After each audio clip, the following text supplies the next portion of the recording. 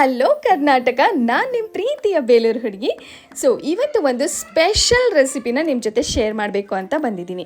Usually ನಾವು ಹೆಣ್ಮುಳ್ಗಾಯಿ ಗೊಜ್ಜನ್ನ ನೋಡಿರ್ತೀವಿ, ಕೇಳಿರ್ತೀವಿ. ಹಾಗೆ ಹೀರೆಕಾಯಿ ಹೆಣ್ಗಾಯಿನ ಯಾವತ್ತಾದರೂ ಕೇಳಿದ್ದೀರಾ?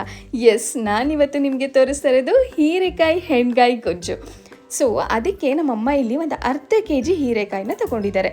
ಆ್ಯಂಡ್ ಅದನ್ನು ಮೀಡಿಯಮ್ ಸೈಜಲ್ಲಿ ಕಟ್ ಮಾಡಿ, ಅಂದರೆ ಲೈಟಾಗಿ ಒಂದು 4 ಭಾಗ ಆಗೋ ಥರ ಮಾಡ್ಕೊಳ್ಬೇಕು.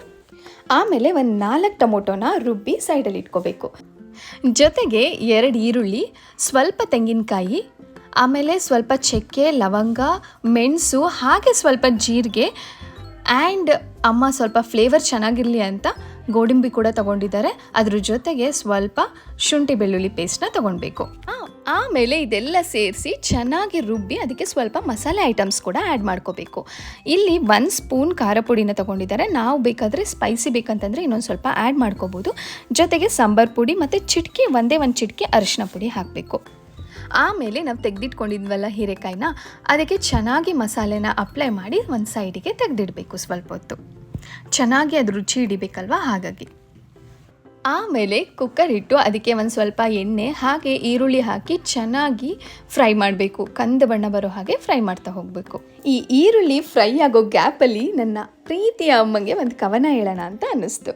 ಅದೇನಪ್ಪ ಅಂತಂದರೆ, ಅಮ್ಮ ಎನ್ನಲವಳಿಗೆ ಅದುವೇ ಸ್ವರ್ಗವು, ಅಮ್ಮ ಎನ್ನಲವಳು ಕರೆದು ಮುದ್ದಾಡಿ ತುತ್ತಿಡುವಳು, ಸೃಷ್ಟಿಯಲ್ಲಿ ಸರಿಸಾಟಿ ಇಲ್ಲಾರವಳಿಗೆ, ಅವಳೇ ಅಮ್ಮ ನನ್ನಮ್ಮ ಅಂತ ಹೇಳ್ತಾ ಇದ್ದಂಗೆ ನನಗೊಂದು ಪ್ರೀತಿ ಮುದ್ದು ಕೂಡ ಸಿಕ್ತು.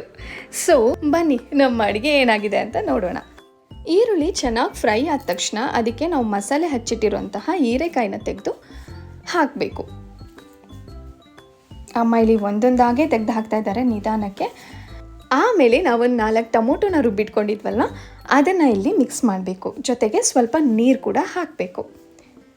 ಆಮೇಲೆ ನಾವು ಸ್ವಲ್ಪ ಖಾರ ಪುಡಿನ ಆ್ಯಡ್ ಮಾಡ್ತಾ ಇದ್ದಾರೆ ಅಮ್ಮ ಇಲ್ಲಿ. ರುಚಿಗೆ ತಕ್ಕಷ್ಟು ಉಪ್ಪು. ಆ್ಯಂಡ್ ಅದನ್ನು ಕ್ಲೋಸ್ ಮಾಡಿ 1 ವಿಷಲ್ ಬರೋವರೆಗೂ ಬಿಡಬೇಕಾಗತ್ತೆ. ಫೈನಲಿ ನಮ್ಮ ಹೀರೆಕಾಯಿ ಹೆಣ್ಗಾಯಿ ರೆಸಿಪಿ ರೆಡಿ ಆಗಿದೆ. ಏನು ಗೊತ್ತಾ, ನನಗೆ ಹೀರೆಕಾಯಿ ಅಂತಂದ್ರೇ ಇಷ್ಟ ಆಗ್ತಾ ಇರಲಿಲ್ಲ. ಜಸ್ಟ್ ಒಂದು ಪಲ್ಯ ಮಾತ್ರ ನಾನು ತಿಂತಾಯಿದ್ದೆ ಇಷ್ಟಪಟ್ಟು.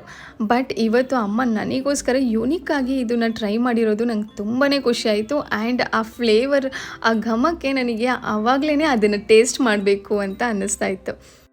ಈ ಗೊಜ್ಜು ಜೊತೆಗೆ ಸ್ವಲ್ಪ ತುಪ್ಪ ಸೇರಿಸ್ಕೊಂಡು ತಿಂತಾಯಿದ್ರೆ ವಾವ್! ಏನು ಗೊತ್ತಾ, ನಮ್ಮಮ್ಮಂಗೆ ಅಡುಗೆ ಮಾಡಿ ಅವ್ರು ತಿನ್ನೋದಕ್ಕಿಂತ ಬೇರೆಯವ್ರಿಗೆ ಬಡಿಸೋದ್ರಲ್ಲಿ ತುಂಬ ತೃಪ್ತಿ ಪಡ್ತಾರೆ. ಆ್ಯಂಡ್ ಅವರಿಗೆ ತುಂಬ ಖುಷಿ ಕೂಡ ಇದೆ. ಅಫ್ಕೋರ್ಸ್ ಅವ್ರು ನಮ್ಮನೆ ಅನ್ನಪೂರ್ಣೇಶ್ವರಿನೇ. ಸೊ ಈ ಒಂದು ರೆಸಿಪಿ ಯಾರಿಗೆಲ್ಲ ಇಷ್ಟ ಆಯಿತು, ತಪ್ಪದಲ್ಲೇ ನಿಮ್ಮ ಮನೇಲೂ ಟ್ರೈ ಮಾಡಿ ಹೇಗಿತ್ತು ಅಂತ ನನಗೆ ಮಿಸ್ ಮಾಡದೆ ಕಮೆಂಟ್ ಮಾಡಿ ತಿಳಿಸಿ. ಆ್ಯಂಡ್ ನೆಕ್ಸ್ಟ್ ವಿಡಿಯೋದಲ್ಲಿ ಯಾವ ರೆಸಿಪಿ ಬೇಕು ಅಂತ ಕಮೆಂಟ್ ಮಾಡಿ.